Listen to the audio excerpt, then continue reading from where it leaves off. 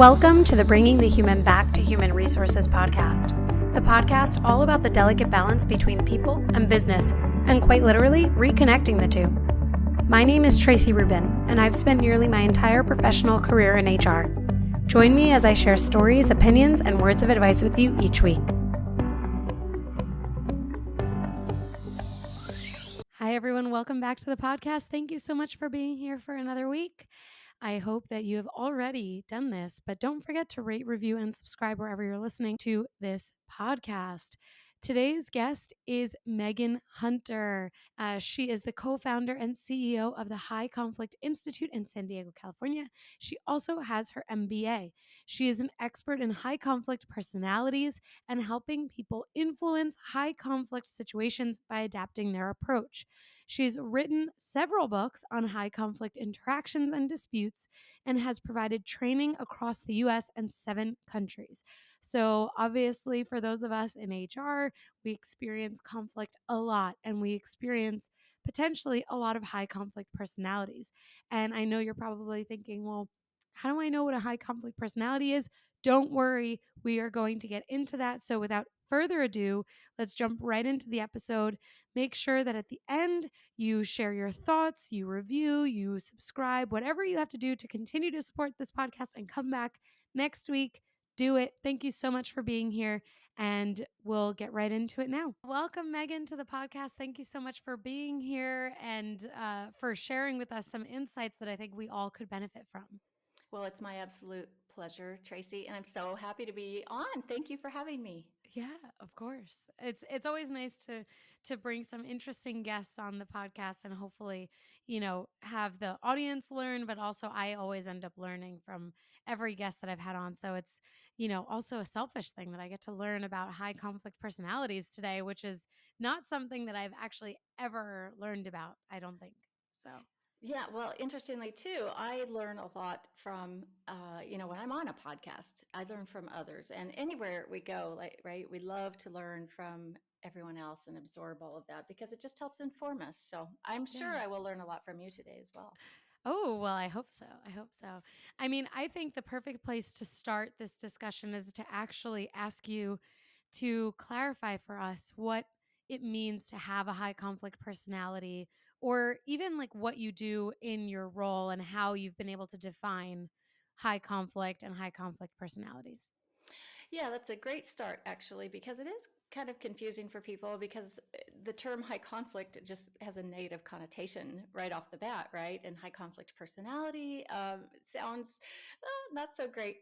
And, it's mostly right. But it's, kind of what it's not. We can start there. It's not just a loud argument or being overly emotional or angry, because we all can feel that way. We all have emotions and a wide range of emotions. But what the true definition of high conflict is probably best told if I give you a little background of how I got here.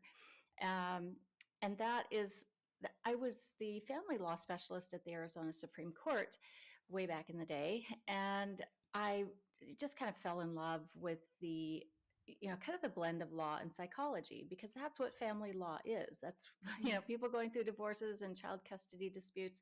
That it's law and psychology.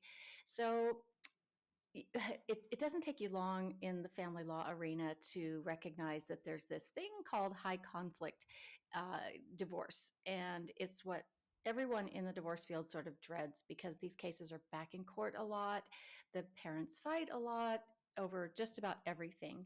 And it seems that nothing resolves their issues, where Mm. most people, let's say 80%, can handle their divorce, or, through mediation or some other out of court process. But these high conflict cases are just using up the resources, and they're in court a lot. So I got very interested in it. And what, kind of fascinated and stumped me is, why were thousands of people, really, really smart people around the world, working in this field, but no one could really figure out how to deal with these high conflict cases successfully.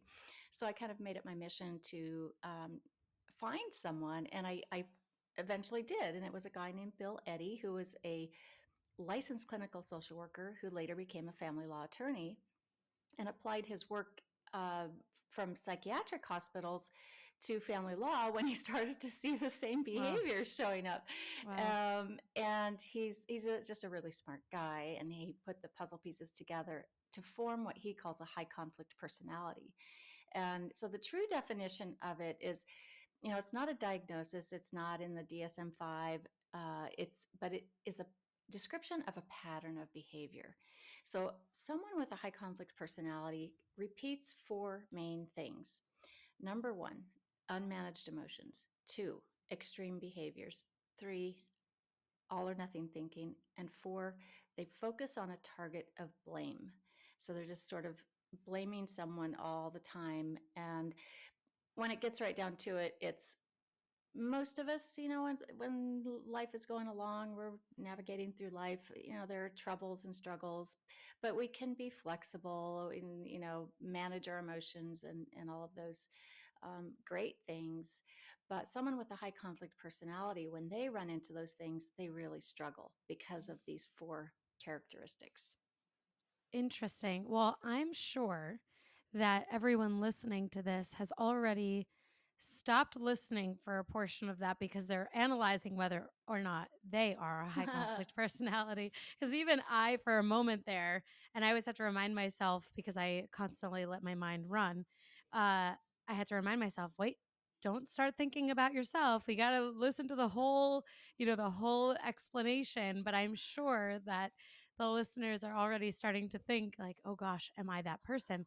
So if someone did have that revelation from what you've just described and defined for us, how do they navigate that? Am I jumping too far ahead to even ask like how does a high conflict personality one realize that they are that way or have those four descriptions and characteristics, or is there more to the puzzle there that we have to figure out first?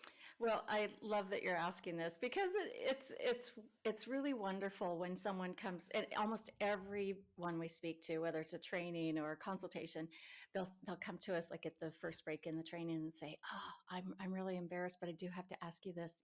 I do some of those things that you're talking about, and does that mean I'm high conflict?" So here's the thing, Tracy. If you're having these thoughts, that means you're having insight. People with high conflict personalities do not have insight into their flaws or into their personality quirks, right? That they have Interesting. these issues. So, yeah, I mean, we all have a little junk in our trunk, as I like to say. I came into this with some all or nothing thinking, and didn't realize it until I studied it more and more and realized, oh, I do that, I do that. So we can clean up and tweak certain areas, but if you're thinking, "Ooh, I do that," you're having some insight. So officially, I can say you're not high conflict. Woo, thank you. I'm going to make sure to add that to my resume. Not a high conflict personality. No, I'm There kidding. you go. Yeah, And right? it's interesting because I've done many consultations and trainings, leadership retreats, all kinds of events like that, where an actual high conflict person is seated across the table from me and looking Mm. right into my eyes as I'm training about this, which is super uncomfortable for me. But they, I just have to keep reminding myself, they don't realize that they are high conflict. They think everyone else in the room is, or someone else in the room is. This is a great segue to my next question, which I'm going to preface first and add some flavor to, I guess. But this idea around like the high conflict person or personality, um, thinking that they are not part of the problem or that everyone else is the problem. We see that a lot, of course, in being HR leaders and having exposure to a lot of people potentially. And a lot of the listeners, I know I shared this with you, a lot of the listeners are in their HR careers and some are breaking into their HR careers. So for some, this is something that they're expecting, they're anticipating having interactions with individuals who may become agitated when they're told, one thing versus another, or who are not as agreeable, for example, as others. And it's not to say that that's a bad thing, but I remember from our first discussion that I had shared that in my experience with people in my HR career, those interactions with people who I now understand potentially as having high conflict personalities where it's so almost impossible to get through to that person, and there's always this drama surrounding whatever it is that they have concerns over. For example, super broad strokes here, in terms of context, but how do HR leaders have to change their approach when they're interacting with or dealing with someone who does have this all or nothing, um, almost like approach to the challenges day to day in the workplace?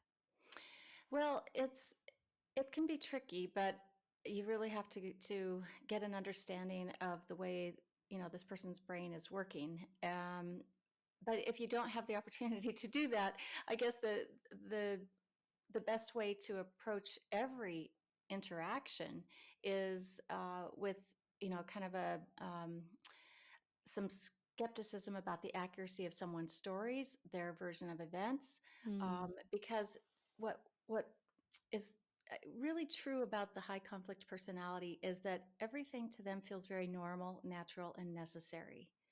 Meaning, I look at it as they have a different operating system, and we expect mm, everyone to sort of have similar operating systems, and then we use this, you know, pretty much the same approach with everyone, a little bit on a range, but with the high conflict personality, it's an opposites world. So it feels very natural for them to come in and tell you this very intense story of how they've been wounded or victimized or something like that. And because of this wonderful thing called emotional persuasion and it's going on between our brains, you can get emotionally hooked and believe the victim story. Now, it may yeah. be true and it may be partially true, but it may not be true at all.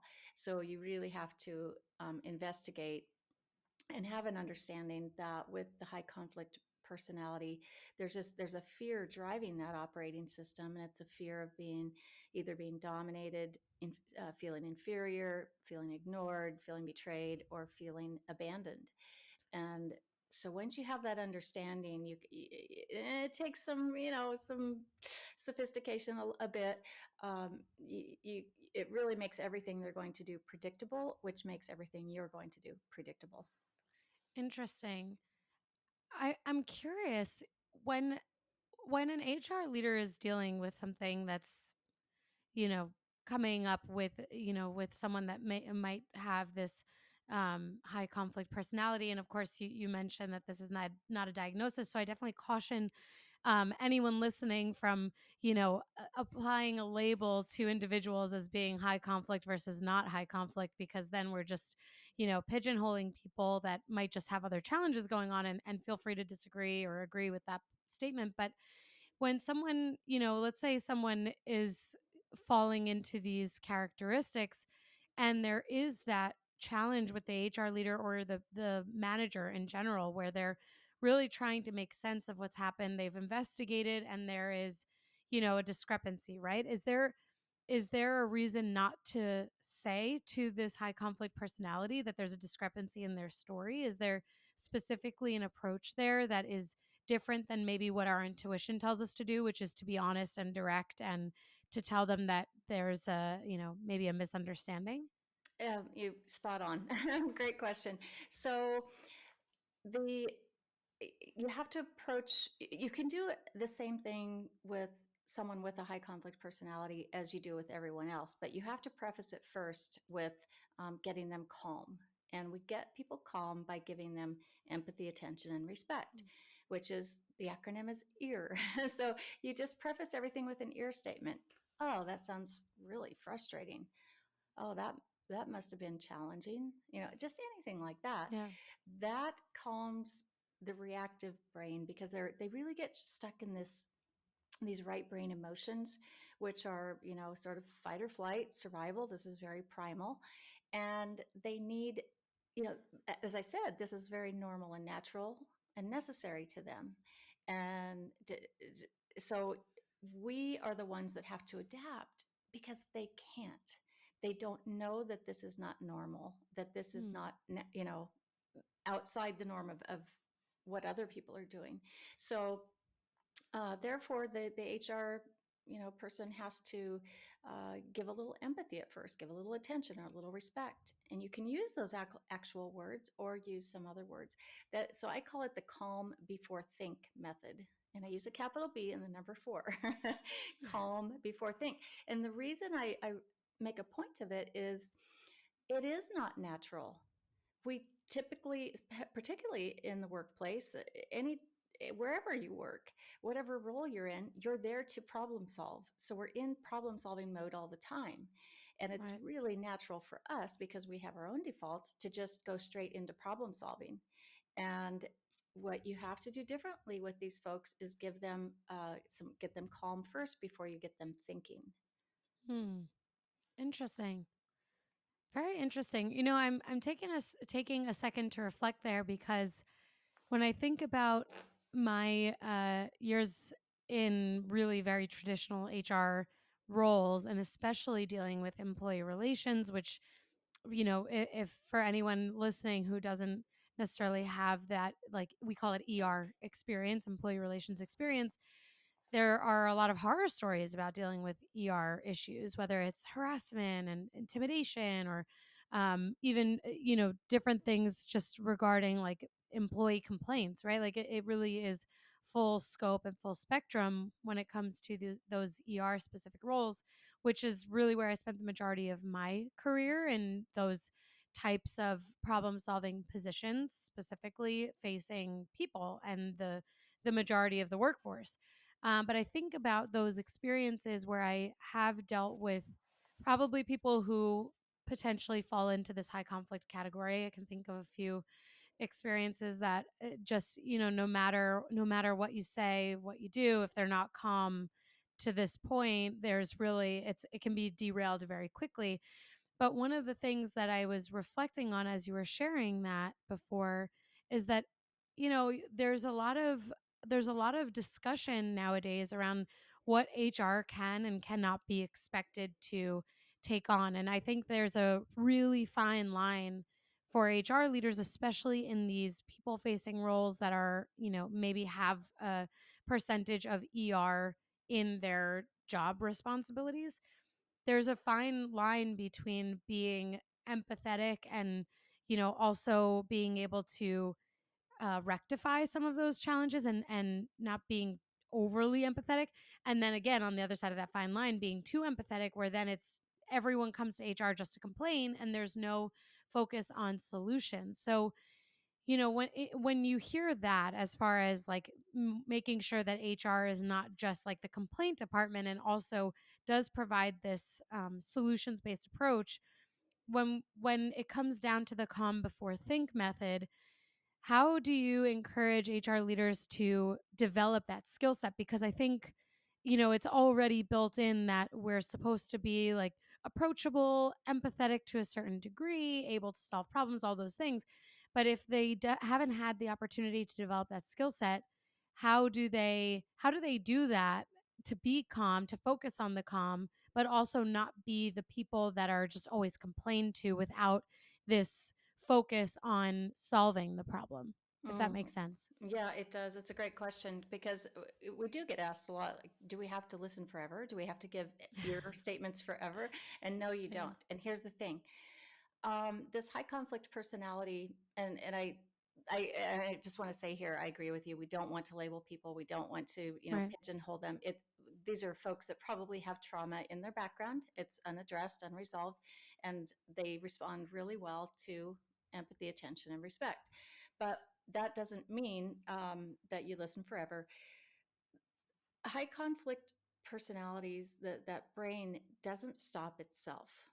So it needs someone else to stop it for them, stop their behaviors, um, and to give them structure. So if I were in an HR role, I would try to make the complaint process or any conversation process very structured. It's a good idea to have very strong policies about what your complaint process is, Mm. how it works, length of time. I prefer, and I'm not an HR specialist, so I don't know, and I don't know all the laws surrounding the whole industry. but I really like having a one sheet. You get one sheet to write out your complaint. I prefer a written complaint instead of oral because writing causes people to think. It gets them in the Mm, problem solving part of their brain, and that's where that they will feel calmer, and they're not then stuck in the blaming part of their brain, the all or nothing, unmanaged emotions, and extreme behaviors. Now they'll still come out, right? But when they're right. writing, it slows them down a bit and it structures them a bit. So, and then you can use ear when you do meet with them. And ear doesn't mean, excuse me, that you just keep repeating yourself over and over, but three little words can be the game changer, if such as, tell me more, or yeah, that does sound hard. That calms them. And then you can follow it up with a question like, um, what options have you thought of? Have you tried doing some different things? So, so the calm gets them, the ear gets them calm. Then you follow it up with a question, and that kind of shoves them into the problem solving part of the brain. And you want a lot of flow between those two hemispheres, and you're the one that's responsible for the flow.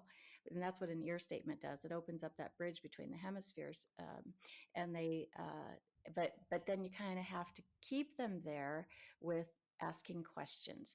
And then if they get riled up again, right, then you just give a little more ear and follow it up with a question. So you are guiding them down this path that they're not used to being guided down.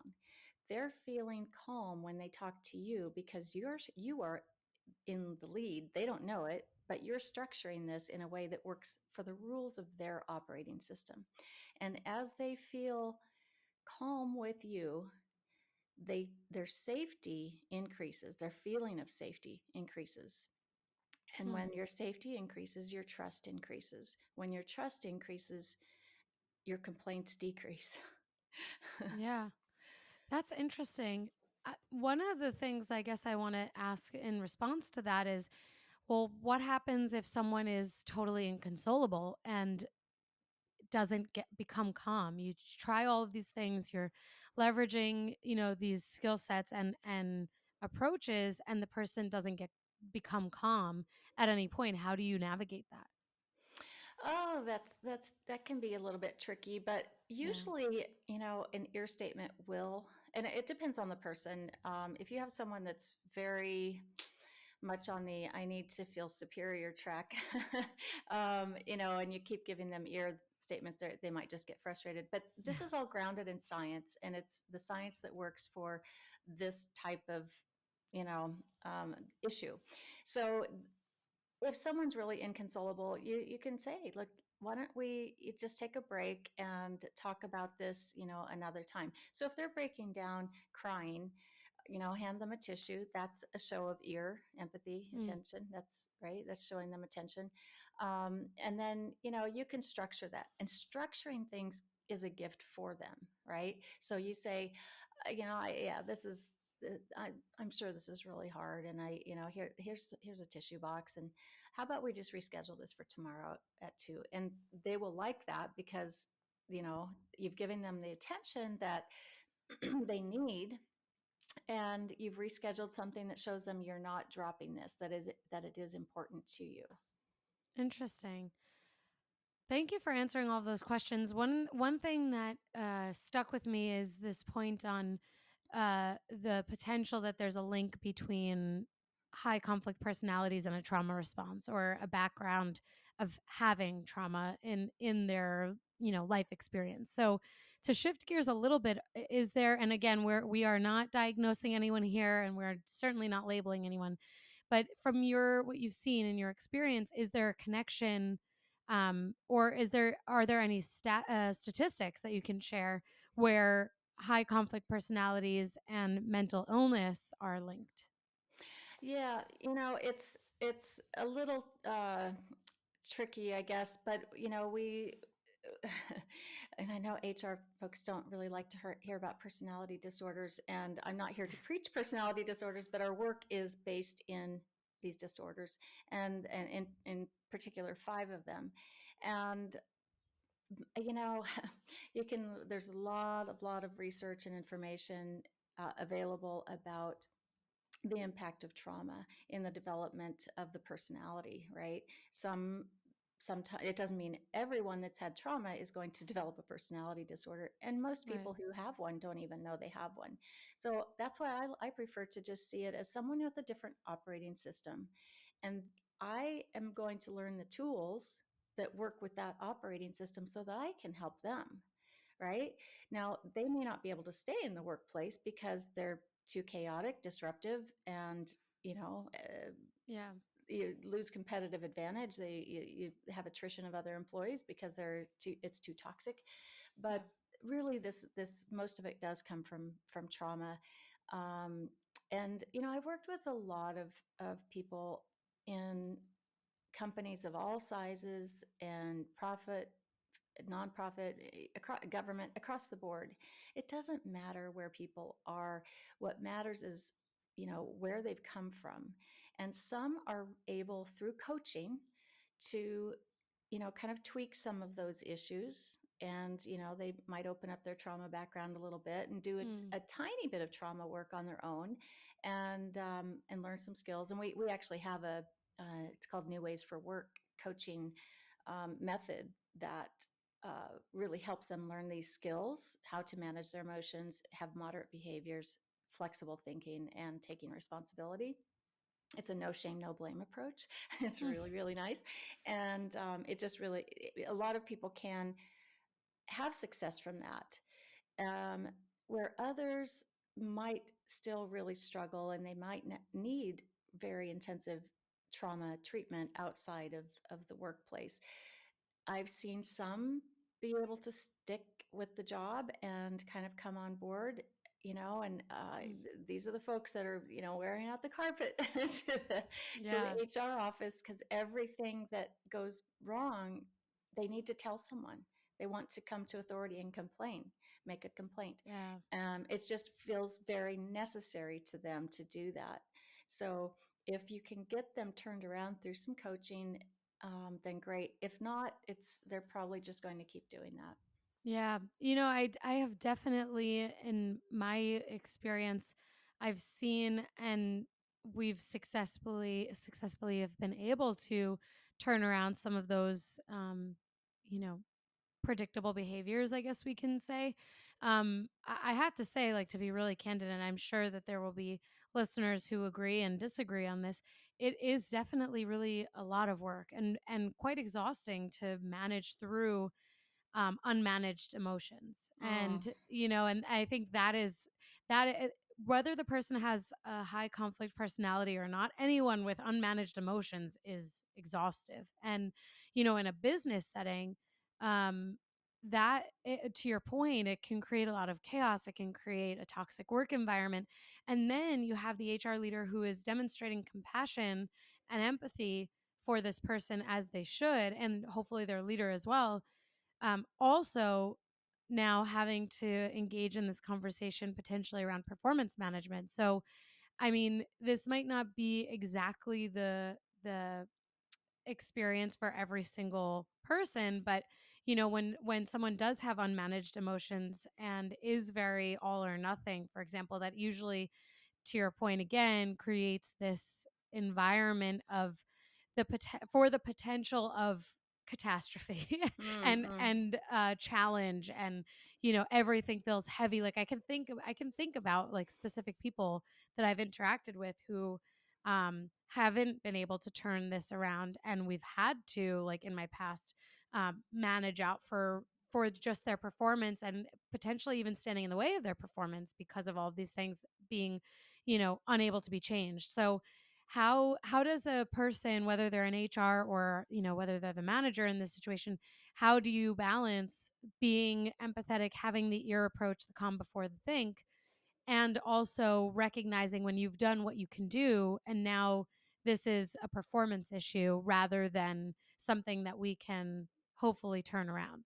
Yeah, it's a good question.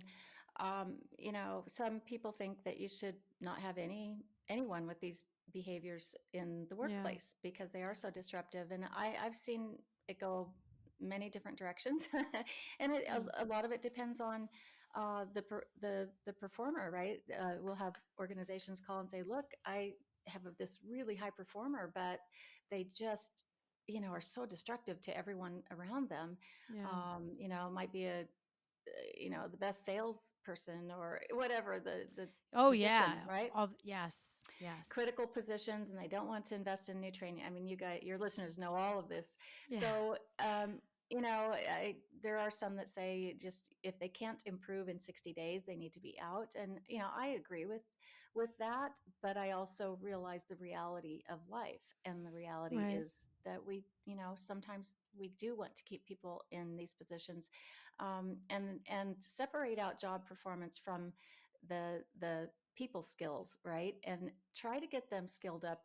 And there is research showing that coaching. I'm sure you all know this more than I do. That coaching, performance coaching in the workplace can be very, very effective. Hmm. Now these are the trickiest. These are the trickiest to deal with, but we've seen it work. Um, and there are some people that really should go. If you have someone that really seeks to dominate, when things don't go their way, they want to destroy. You don't Yeah. want those people in your company, right? No.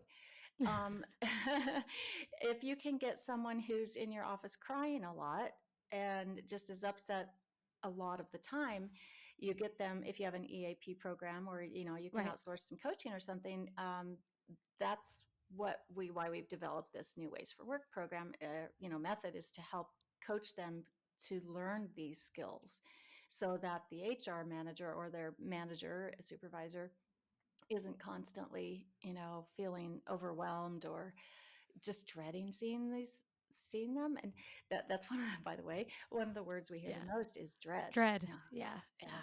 I dread this person because I am exhausted by the chaos. Those three Yeah. words we hear all the Yeah. time. So that's what we really try to do, is skill up the HR folks and any managers and supervisors, to use simple skills. So one of them is connecting, and that's what you do with the calm before think.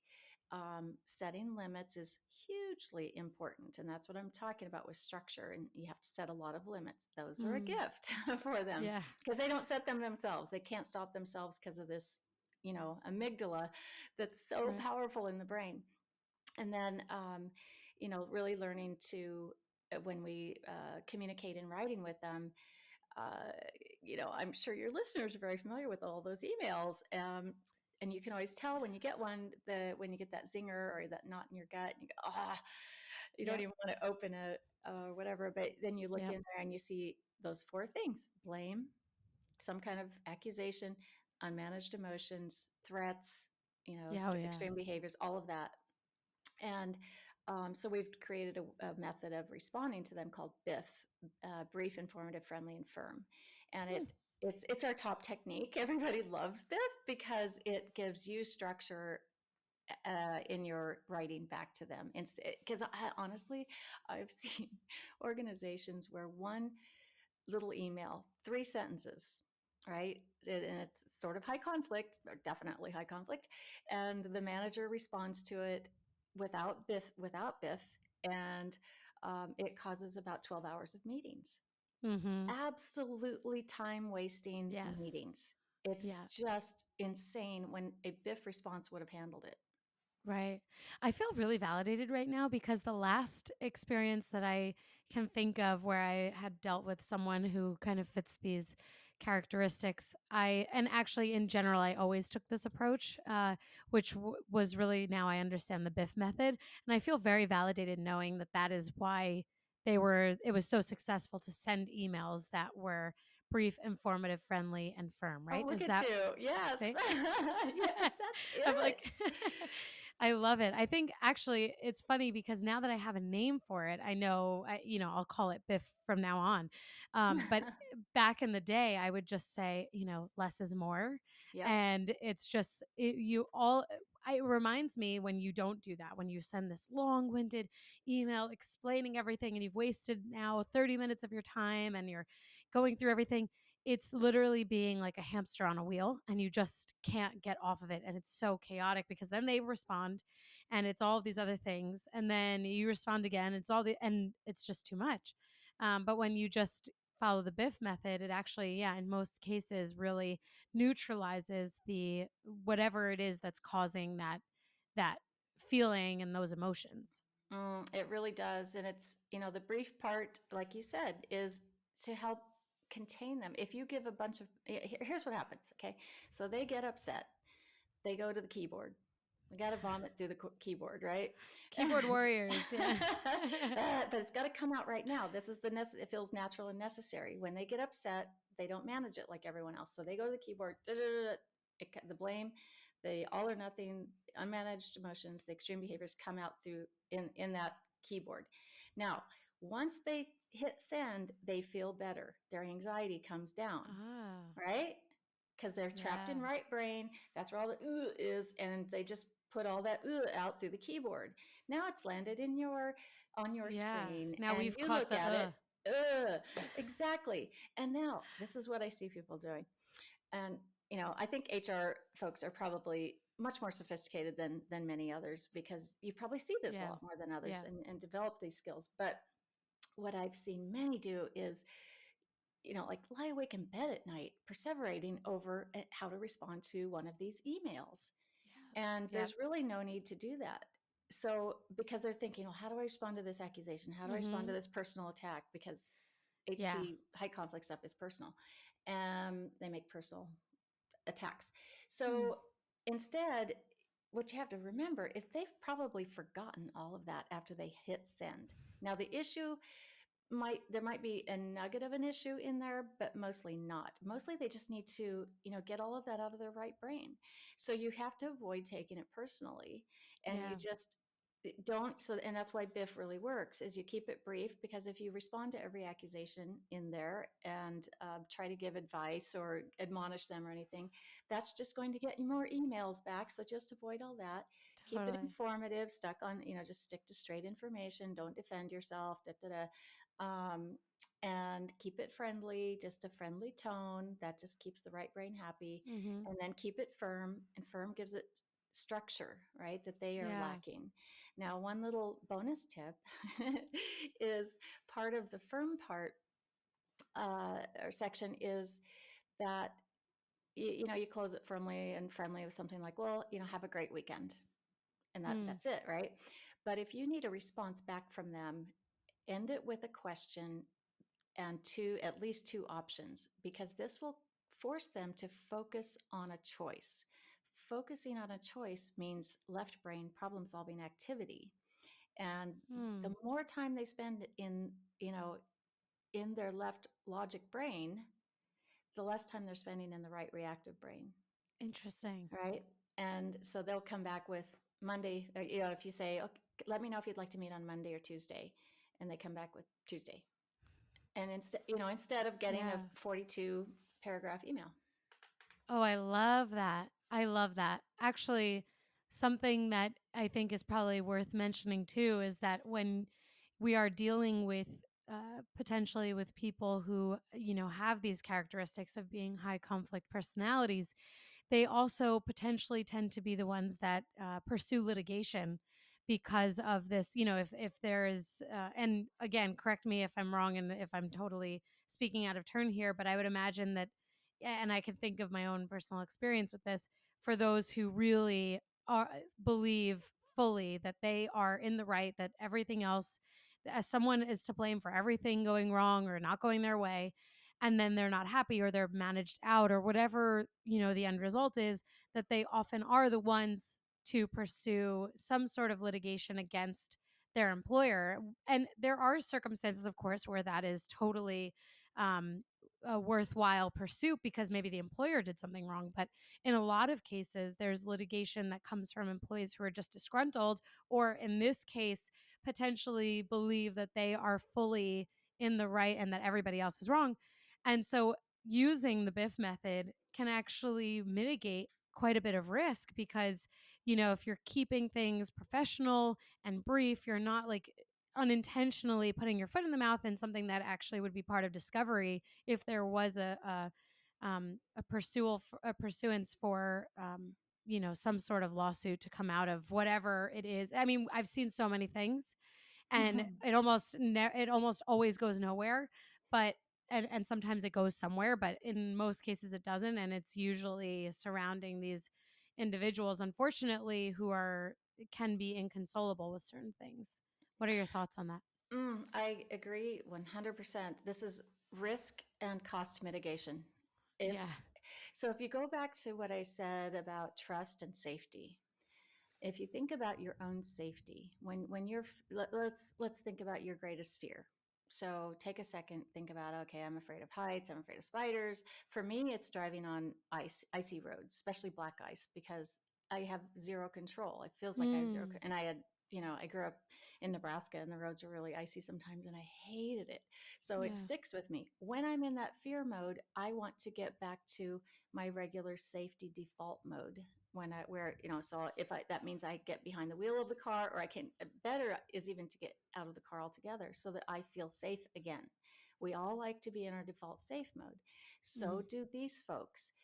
Their fear that they don't even know about, they can't even name or identify or realize they have this, is something different. And it happens when things don't go well for them, or when their amygdala hears a tone of voice that it misidentifies as threatening, or sees Mm. body language or something like that. And so they are in that fear mode. And if you can be that person that uses Biff, that person that uses ear, that increases their safety, gets them back to, their default safe space. Mm. Now, if it's someone who kind of has these superior inferiority tendencies, the last thing you might feel like doing is saying, "Hey, I respect the work you do." Because it's the person that's saying, "I need to be respected. I feel Yeah. disrespected," and you say, "I can respect the work. I really respect the work you do." That just calms their brain. That's an ear statement, right? Mhm. So using these, I mean, it sounds so ridiculously simple. Yeah. It is ridiculously simple, except it's hard to do. It's hard Yeah. to remember to do. You have to be disciplined, number one, and number two, you just have to remember, Mhm. um, and and realize you're really helping them. What that will do, if they're feeling safe, they're going to feel less defensive. And you're right, they do like to litigate. They'd like to file complaints against licenses. Um, they go often go to law enforcement, to lawyers, to the courts, Mhm. HR, anywhere they're seeking authority to agree with that they've been Yeah. injured, Yeah. right? Ooh. So Yeah. the more you use these tools, your risk goes down. Right. Oh, that's so fascinating. Honestly, I feel like we could talk about this probably all day. Probably have a million more questions that I'm going to think about after we hang up today. But my final question for you is, what happens when someone is in a management role and has this high conflict personality?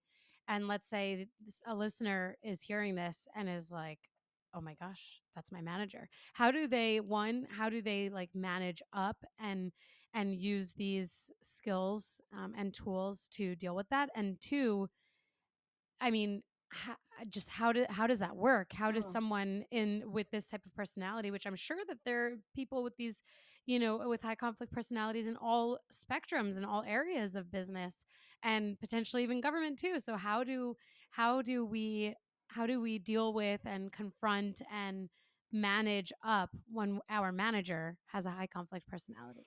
That is such a great question because number one, like you said, they're kind of all over the place. And I like to say it is the most equal opportunity Yeah. disorder or Yeah, personality yeah, in yeah. in the world because, it's either, from a trauma background or role modeling that Right. we had growing up, anything like that. So it can be from any, socioeconomic strata, from any cultural background. We've traveled all over the world, and Mm.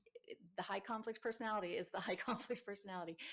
So now, um, number two, the number one search term on our website, even when we were just in family law, right, was managing my narcissistic boss.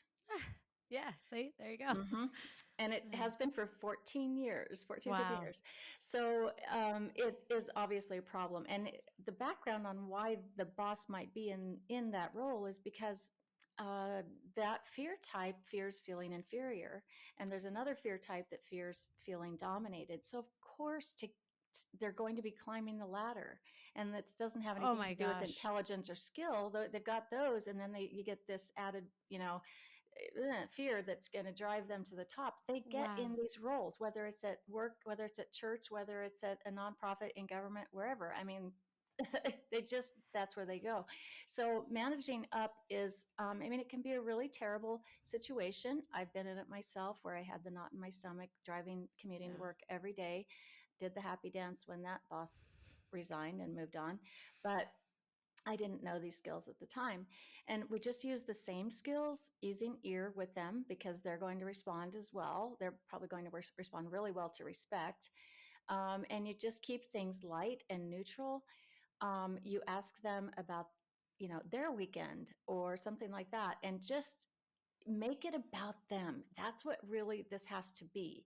The more you make it about them and the less about you, without sacrificing, right? It's just, they're just Right. little, I shouldn't say love bombs, but ear bombs you give them, and while keeping your own structure, keeping documentation of things, right?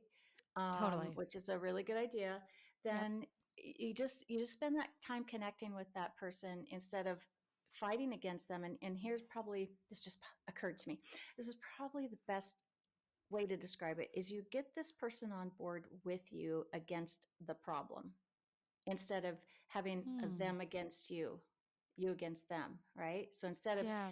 me against you, it's us against the problem. The problem meaning whatever the work project is, or the what, I mean, and problem Right. sounds like a bad way to put it, but the No, that's whatever. really interesting. That's so interesting. I mean, it's so funny because I've talked about on a couple episodes some experiences with bad leadership myself, which we all will always experience. If we haven't yet, or if you haven't yet, you will. And if you have already, you probably will again.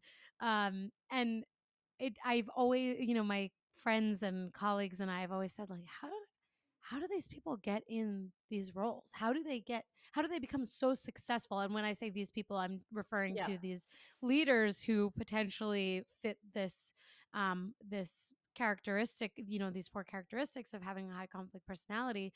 And I think of two leaders that I've had in my career that really, this just explains a lot of it.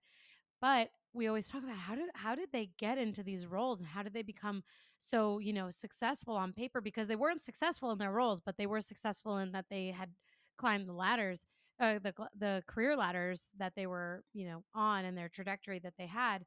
And this makes a lot of sense to me. This understanding the background behind not wanting to be dominated, not wanting to feel inferior or to be inferior.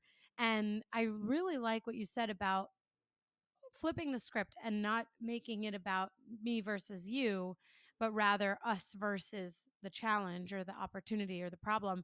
And actually, I'm sure a lot of people listening will think, well, what about me? Why aren't they focused on me? What about my development? I can vividly remember one of the poor leaders that I'd had, and I spent more time managing that leader than I did being managed or coached myself or probably doing anything else. And it has been fundamentally the most rewarding experience of my career, because it gave me a lot of tools to not only be able to, I don't want to say survive, but overcome that challenge, because it was challenging, but also to be able to see how you can manage. Because if you can manage up successfully and do all those things that you're sharing, Megan, then actually you'll have more growth from that than if this potentially high conflict personality is managing you in a way that you are probably not such an open recipient of. So I really like that. Yeah, and you have to know yourself too. Are you a passive conflict avoider type person? Are you an aggressive person? I'm probably more of the aggressive, where I'm. Me too. Thank you for. Oh yeah, man. Hi, my name is Yeah, Megan, I'm and not passive at all. I'm, I'm going to, and it doesn't mean we're going to sock someone, punch them, but I'm going to explain. I'm going to keep explaining, or arguing or something, and instead you have to be, that's just going to escalate the conflict. Right. And if you're a passive person, if you this you know high conflict people will walk all over you, and it will embolden their aggression. And so you Yeah. really want to have an assertive approach, and just be keep and assertive means using those tools we've talked about, and those really do, like you said, mitigate risk. They save you a lot of time. It's very, very fascinating if you just, once you have an understanding of this high conflict area, and you get a handle on it, and remind yourself to use these skills. You might have to set something on your calendar every Yeah, morning to right. remind yourself to get used to it, um, because there's the brain and emotions involved. Yeah. um, you know it it it's it's a game changer, and I don't want to overstate it, but I've seen it really work, really help. And I think we have to recognize that, in our experience doing this work for 15 plus years with High Conflict Institute, and even 10, 15 years before that in other roles, um, you know, we knew 15 years ago that high conflict personalities would be increasing in society, just Mm. based on the way things were going and what television teaches, and Yeah. some parenting issues, all trauma, all of that. And here we are 15 years later, and that's what we do see. We see an increase in high conflict people, people with high conflict personalities, all across the world, in almost every industry, and particularly in the last 2 years, we've Mm. seen a huge influx, an increase of reports from our clients and potential customers, um, from all walks of life, particularly education, and a Yeah. lot in the workplace, especially Yeah. returning to work and in the physical office space and Totally. things. But those who, a lot of us have anxiety throughout the shutdowns and the pandemic and things, but those with a high conflict personality, this is going to make it even um, more challenging. And so, HR needs to be skilled up Yeah. with these tools so you can really help in the best way. And use a lot of structure, but just open everything with ear, and ear, and then a little structure, ear and a little bad news, ear and a little whatever. Just start it with ear. Start it with ear. I love that. Honestly, as predicted, I learned so much today, and I'm sure that I'll continue to learn from you as I follow you on your journey and uh, in the High Conflict Institute and all the things that you do. And I don't know of a better place to stop and ask you to share where the audience can connect with you and learn more about this, because I'm sure there will be a ton and ton of questions. Well, we would love that. And I just love to talk to people, as you can tell. So it's highconflictinstitute.com. And, just go through our contact page, or my email is Megan@highconflictinstitute.com. And I'm happy to talk anytime. And just a couple of books that your listeners might be interested in. One is Biff at Work. Bill Eddy and I just put that out last year. Oh, So I it's love that. Biff specifically for the workplace, and then the New Ways for Work method I talked about. You can Mhm. find that on the website, and training for that kind of thing. So we have anything you want to see is on there. Amazing. Oh, And and I yeah. forgot, we just launched this month the certification program, the high conflict certification, so that if you want to be, have someone in your department that's skilled up as the high conflict certified person, that can handle that within your organization, then we just have that brand new. I love that. I love that. Well, I will be sure, as always, to link everything in the show notes so that the listeners can easily just click and go and connect with you. And I will definitely have to check out these both of these books that you have. It sounds like there's still a lot more learning that we can all do, and actually, we know for sure that leadership and managing and HR takes a lot of work, and it's always changing. And the way that we skill up and the way that we respond to different personalities, whether they're high conflict or not, will always continue to evolve. And thankfully, there are people like you and Eddie who are taking on the brunt of the work and creating the skills and the understanding and the certification processes for us. All right. Well, I really appreciate it. And I just want to say I have mad Yeah. respect for anybody that does this work. You guys do really good work and hard work. So we'll help where we can. Amazing. Well, thank you so much for joining the podcast family. And I will let you go, but thank you again. And we'll see you next week, everyone that's listening.